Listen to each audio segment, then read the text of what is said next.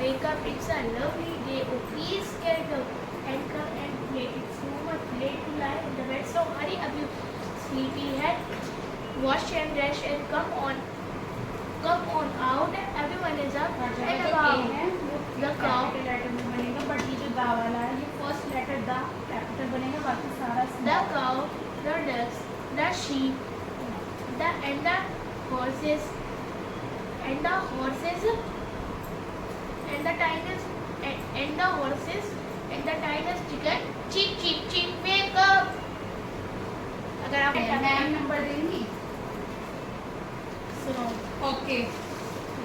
Wake up, it's a lovely day. Oh, please get up and come and play. It's too much. Wake up, it's a lovely day. Oh, please get up and come and play. The birds are singing in the trees and you can hear the buzzing bees. Wake up, it's a lovely day. Oh, please get up and come and play. It's too much late to lie in the bed, so hurry up, you sleep. Sleepy head. HEAD. Head. Wash and brush and come on out. Everyone is up and about. फटाफट से shoes पहनो. Good bye. यहाँ बोलो. Hello everyone, welcome back to my YouTube channel. कैसे हैं आप? I hope आप सभी अच्छे होंगे. आ गई हूँ एक और नए ब्लॉग के साथ. तो आज जो मेरा बेटा है यानी कि लक्षित, उसके जो टेस्ट चल रहे थे वो उसी की प्रिपरेशन कर रहा था और अभी वो स्कूल चला गया है. तो उसको भेजने के बाद में और जो बाकी डेली रूटीन मॉर्निंग रूटीन जो होता है वो सारा मैंने कर लिया था कंप्लीट. एंड उसके बाद अब मैं आ गई थी किचन में मुझे आज बनाना था आलू का रायता. तो मैंने इसके लिए आलू जो है वो बॉईल कर लिए थे ताकि अगर कुछ नाश्ते वगैरह में भी हल्का फुल्का सा बनाना हो तो वो भी बना लूँ.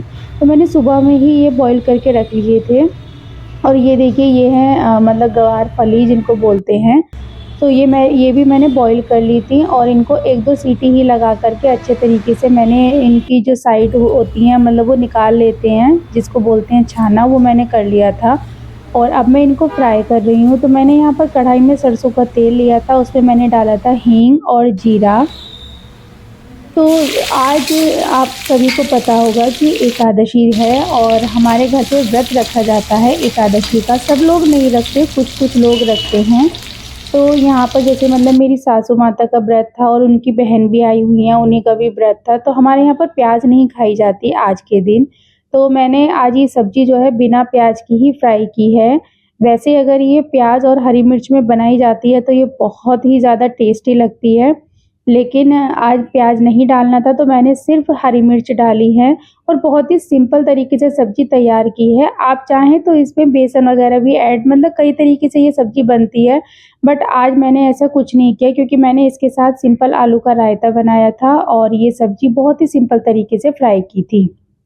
तो ये देखिए अब सब्ज़ी जो है वो उसको मैं अच्छे तरीके से भूनने के लिए छोड़ दूँगी क्योंकि जितने भी मसाले थे, हल्दी, नमक, मिर्च, गरम मसाला, वो मैं सारे ऐड कर चुकी थी. और अब मैं इसको हल्का सा फ्राई होने दूँगी बहुत अच्छे तरीके से. तो जब तक इसका कलर चेंज होता है अब मैं इसको ढक कर के छोड़ देती हूँ एकदम मतलब मीडियम फ्लेम पर.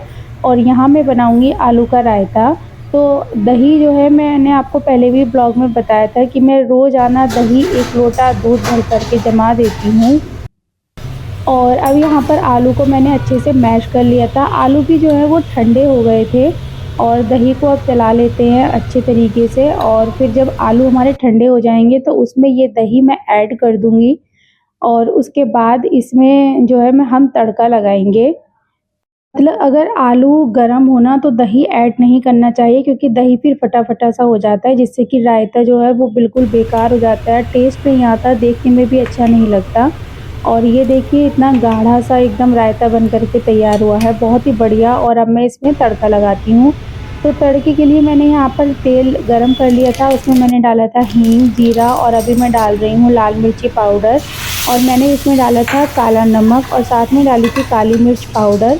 और अब ये जो तड़का है ना, मैं इसको बहुत अच्छे तरीके से मिला लूँगी और उसके बाद मैं इसको रख देती हूँ मैं फ्रिज में, क्योंकि फ्रिज में रखने के बाद जब ये ठंडा हो जाता है ना तो इसका जो टेस्ट है वो और भी ज़्यादा बढ़ जाता है. क्योंकि आज एकादशी का दिन है तो सब कुछ मतलब बहुत ही सिंपल खाया जाएगा, वरना तो 1-2 सब्ज़ी हमारे यहाँ पर प्याज की ज़रूर से बनती हैं और हमें खाना जी का भोग भी लगाना होता है. तो इस वजह से मैंने सब सिंपल ही बनाया था. और थोड़े से आलू मैंने एक्स्ट्रा निकाल कर रख दिए थे कि मतलब जो व्रत वाले लोग हैं अगर उनको शाम को कुछ खाना होगा तो वो भी खा सकते हैं।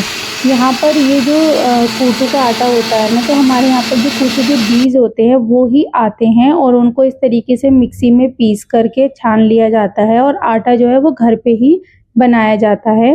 तो यहाँ पर ये जो मेरी सासू माता हैं यहाँ पर वो उसको पीस रही थी और ये आटा छान रही थी। और ये देखिए गाइज, ये किस किस के घर में ये वाला काम चल रहा है, मुझे प्लीज़ कमेंट करके बताना। ये जबे तोड़ने वाला काम किस किस के घर में चल रहा है।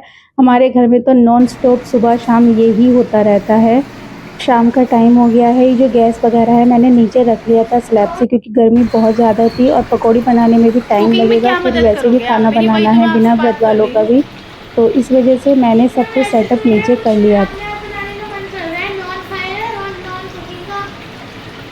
नॉन फायर कुकिंग क्या करोगे आप बताओ? पहले मैं ब्रेड की पकौड़ी बना लूँ, फिर उसके बाद में आप बना लेना नॉन फायर कुकिंग। क्या करोगे पहले आप मुझे बताओ। मैं ऐसे तो डिजाइन नहीं किया है मैंने, मैं कंफ्यूज हूँ। मैं सोच रहा हूँ कि आज कुछ अलग से ट्राई करूँ। नॉन तो यहाँ पर जो पकौड़ी के लिए मैंने आलू कट करे थे उसमें मैंने कूटू का आटा मिला लिया था और नमक वगैरह मिला करके, और अब मैं इसको मिला लूँगी, साथ में पानी डालकर थोड़ा थोड़ा सा ऐड करती रहूँगी। और इसके साथ मैंने बनाई थी हरी चटनी और दही मैंने जमा कर पहले ही रख दिया था। तो बस ये सारी तैयारियां करके और गैस वगैरह मैंने नीचे ही रख लिया था, क्योंकि मुझे पता था कि टाइम बहुत ज़्यादा लगने वाला है। पहले बिना व्रत वालों का खाना बनाना है, सॉरी व्रत वालों का बनाना है, फिर बिना व्रत वालों का बनाना है, तो बहुत लंबा समय लग जाएगा। इस वजह से और ज़्यादा देर अब मेरे से खड़ा नहीं हुआ जाता, क्योंकि वीकनेस बहुत ज़्यादा हो गई है। तो मैंने जो गैस वगैरह है वो नीचे रख लिया था। और ये जो छोटा सा कूलर आया हुआ है ये किचन के लिए ही आया हुआ है, तो ये भी मैंने चला लिया था साथ में ही। और लक्षित जो है वो मेरी हेल्प करने के लिए किचन में ही बैठ गया था और वो मेरे को बोल रहा था कि आप बस पकौड़ी बना के दे दो, आज मैं सबको खिला देता हूँ। सब अंदर बैठे हुए थे रूम में, तो मैं बनाती जा रही थी और वो सबको वन बाय वन खिलाता जा रहा था। उसने आज मेरी बहुत हेल्प की है, क्योंकि नीचे बैठने से बार बार उठना पॉसिबल नहीं हो रहा था कि मैं बार बार उठ के एक एक जन को पकौड़ी देकर आऊँ। तो उसने कहा कि मम्मा आप यहीं बैठकर बना दो, मैं आपके साथ बातें भी करता रहूँगा। और उसकी बातें कभी ख़त्म नहीं होती, आप कभी भी उसके पास बैठ जाइए, आप बोर हो ही नहीं सकते। उसके पास पता नहीं बातों का कितना ही खजाना है। सो गाइज़, ये काम तो मेरा चलता रहेगा। प्लीज़ कमेंट करके बताइए व्लॉग आप सभी को कैसा लगा।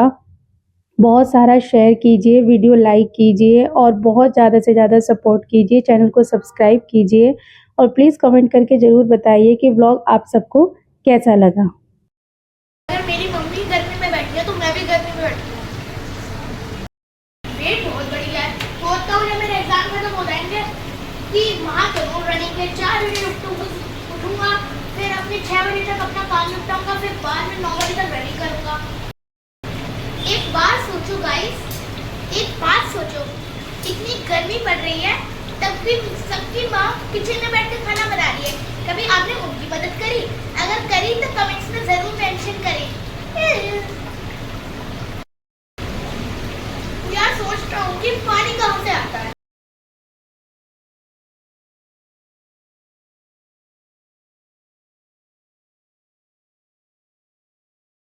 ये अब लगाती है बिना व्रत वालों की थाली। सो आई होप आपको ये व्लॉग अच्छा लगा। प्लीज़ चैनल को सब्सक्राइब कीजिए।